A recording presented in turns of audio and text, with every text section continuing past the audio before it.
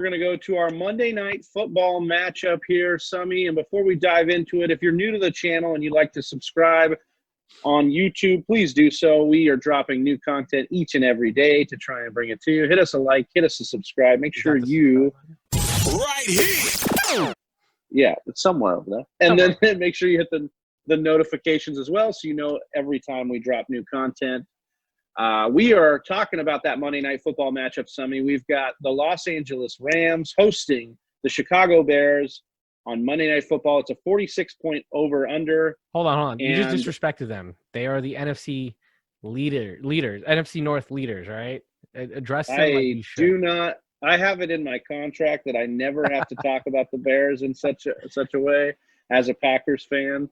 But yeah, the Bears surprisingly 5-1. I'm going to say surprisingly until they get exposed because I do believe they are a bogus team. But either way, they are going to play the Rams on Monday night. And when we look at that, Chicago's side of the ball, it's not very awe-inspiring. It seems to be that they do just enough every week to play to their defense and get the job done and get out with the win. It starts with Nick Foles, but it's really the David Montgomery and Allen Robinson show with some guest appearance from Jimmy Graham.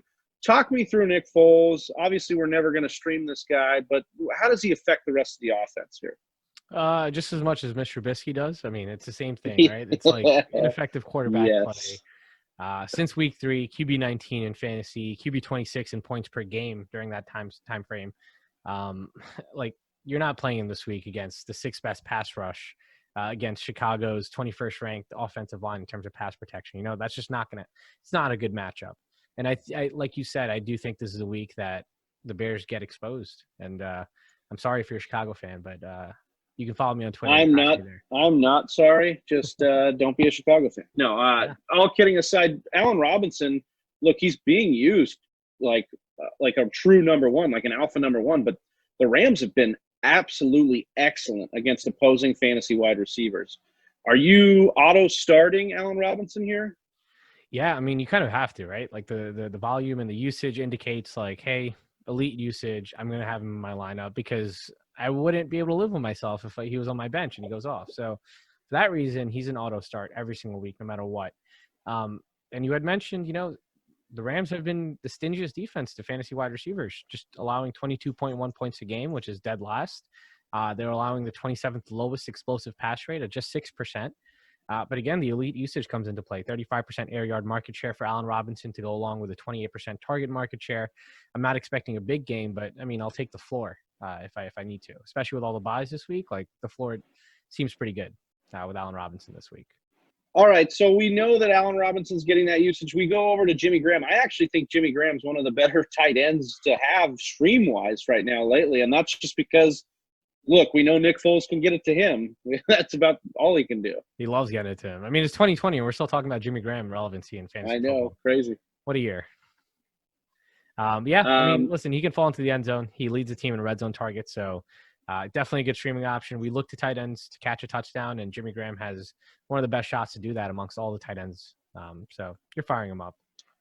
Can you make sense of why David Montgomery continues to see like RB1 usage but can't do anything with it? He's just not good. He's just like Harry, he's just not good. I mean, I whiffed hard. I loved him coming out, man. And I still am like in the back of my mind because I did too. We talked about him last year in his rookie year a lot, and it was like he's got the metrics in college. He seems to have some metrics when you dig deeper in the NFL too, but he still just can't.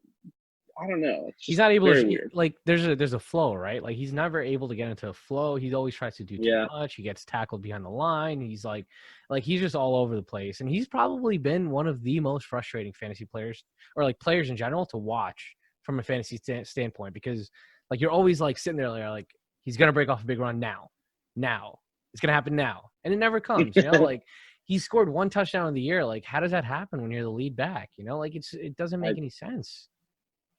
What I love, though, if you're a David Montgomery, truther or GM, they didn't make any moves, including Le'Veon Bell. They didn't do anything like that. So they continue to give him that usage. So you're firing him up each and every week, even though there's probably a sexier option out there. But on the Rams side of the football, we've got a backfield that is a hot hand.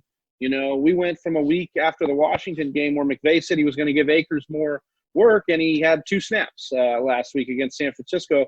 Can you make any sense of what's going on over there? And is Darrell Henderson the only one you can trust going into this week?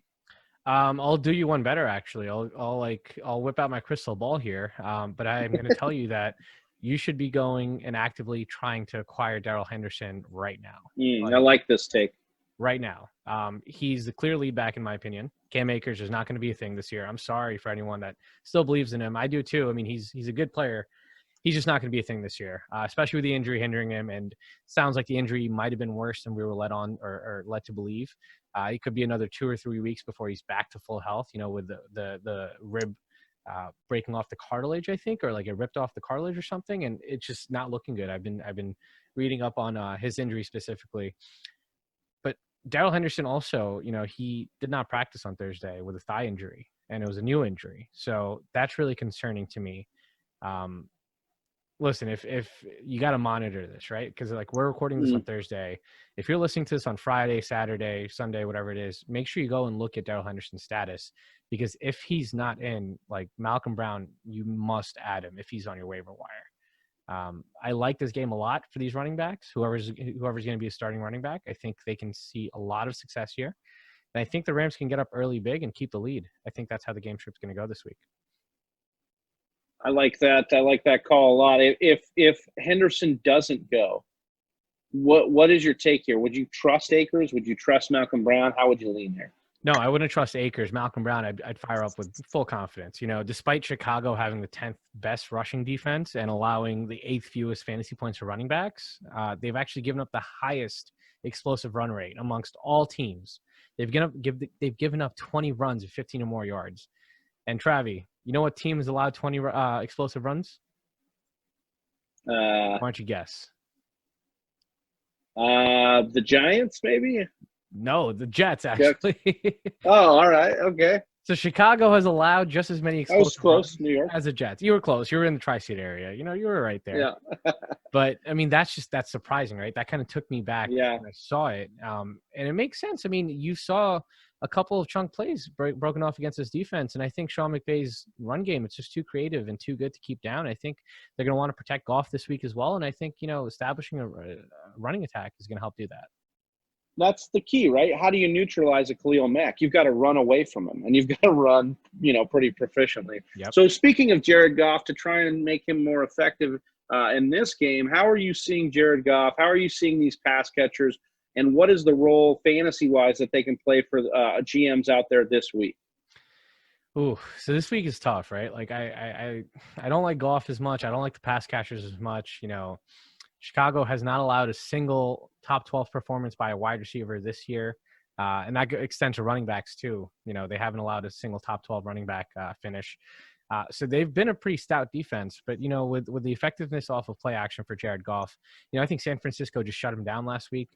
Chicago secondary is good, but not nearly as good as San Francisco. I do think he can get something going here. If I look at the receivers here, just to kind of talk a little bit about them, you know, going up against Jalen Johnson, who's played extremely well the first 3 weeks, but the next 3 weeks, his play's fallen off a lot. I mean, he's allowing just a 50% catch rate, but he's actually allowing the highest yards per reception amongst all these cornerbacks with 16.8. So I think that's a matchup that you could potentially expose with Robert Woods on the perimeter, but also Kyle Fuller, who's, you know, PFF's 12th ranked cornerback out of 125 cornerbacks. He's been really good.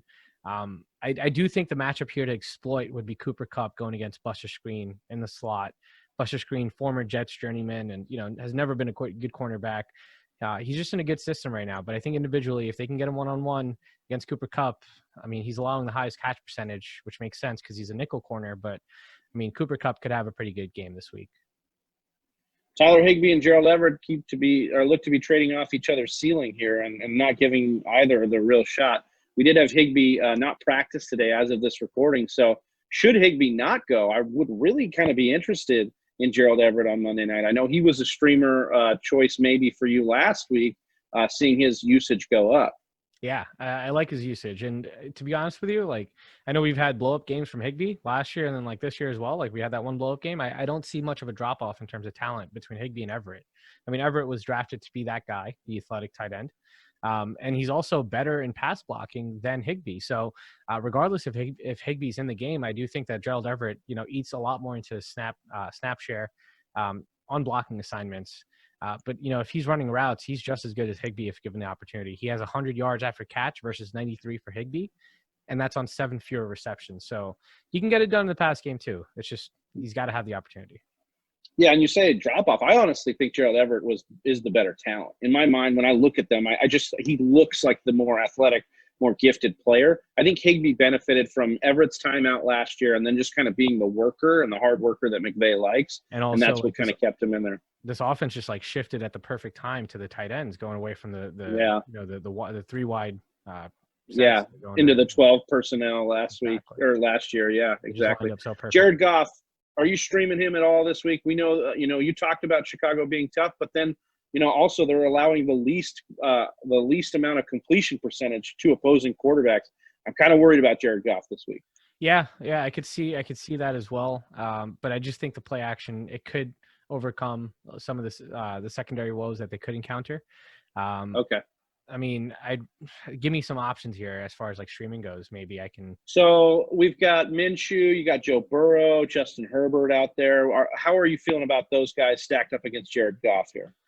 So I'd probably put Herbert above Burrow, who I'd put above Goff, and then I have Minshew last there.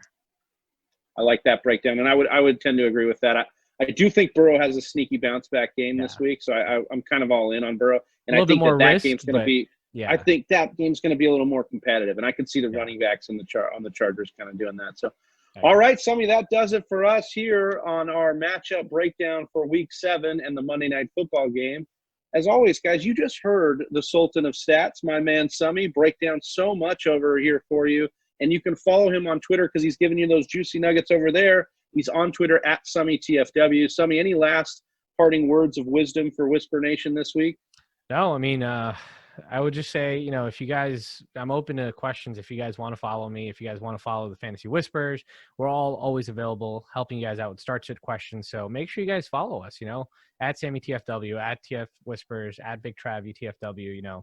We're all accessible 24 hours a day. Well, maybe not 24 hours, but if you have any start-sit questions, careful, man.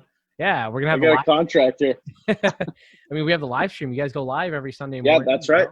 And some of you've been on that live before, and we'll probably have you on a couple more times for sure. Absolutely, I'd love to. I know you get in the comments once in a while there and help us out too. So, look, we're just out here trying to win you that hardware. Help you guys. We're all just a bunch of grown men trying to predict the future. That's all. Playing a fake sport. Yeah, exactly. We're the best. For Summy, I am Big Travi. We are the Fantasy Whispers, and we're out. Peace. Thank you for listening to the Fantasy Whisperers podcast. You can hear more from John and Travis on Google Play, SoundCloud, and iTunes. You can also follow us on Instagram, Facebook, and Twitter at TF Whisperers.